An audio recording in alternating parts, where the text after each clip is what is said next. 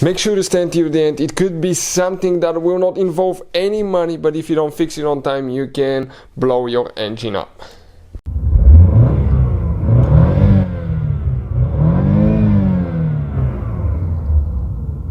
Hey guys, welcome back to Electrical Car Repair Live. Thank you guys for watching and subscribing to the channel. Today will be super helpful video to any of you having a Fiat or Alfa Romeo, guys. It could be any model with gasoline diesel engine. If you have air bubbles in the coolant tank, the reservoir, or you have pressure in the cooling system, stay with us. We'll explain the top 5 reasons for that. And one of those, guys, it could be something super simple, but if you don't fix it on time, you will destroy your engine, and it will not cost you any money, guys, okay, to perform that procedure in most cases, and it may solve your problem. So make sure to stand till the end. We'll explain what it is. Before we start, let me tell you a little bit about us. Every single car we get here at the garage, we try to make at least 200 to 300 free repair videos. Why? Because our mission in the shop is to save you as much money as we can. All we need in return, please subscribe to the channel, like the video, that way we can keep making these free videos.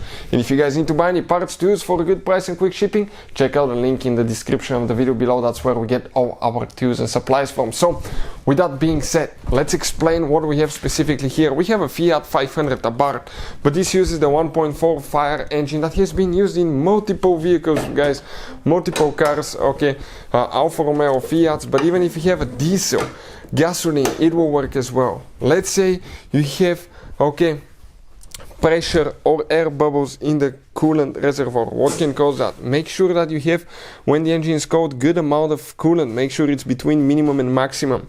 Number 2, inspect, guys, the radiator cap. Open it only when the engine is completely cold and slowly open it. Now that cap, sometimes they can fail. They're ready to work at certain pressure. For instance, this one is 21 psi. If you have higher pressure, what can happen actually, or you have a leaking seal on the bottom, that can actually not open correctly or open too early, and as a result that can cause overheating and in some cases pressure as well if it's stuck close. Now another thing, let's say, guys, you recently drained the coolant because you needed to replace something on the cooling system, such as thermostat, coolant temperature sensor, radiator, hose, coolant tank, anything that involved draining the coolant, and you started noticing that you have coolant pressure and air bubbles in the coolant tank. That can be due to the fact that you did not bleed the cooling system correctly.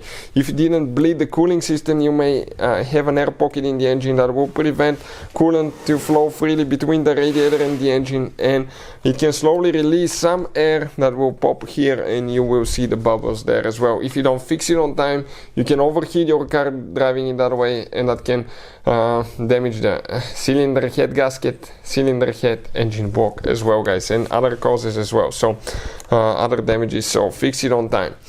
Another thing, it could be a bad thermostat that's stuck close. In some cases will cause overheating, high pressure in the hoses, and some air could be released due to blown head gasket.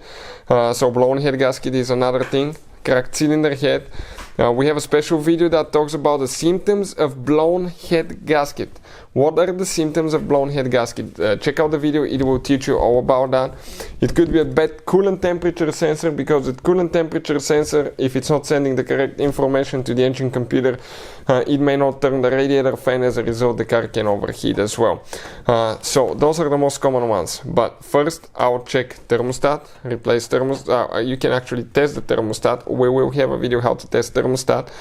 Test the coolant temperature sensor, add coolant, bleed the cooling system, and go from there. Hopefully the video will be helpful to any of you having a Fiat or Alfa Romeo. Thank you for watching and see you next time.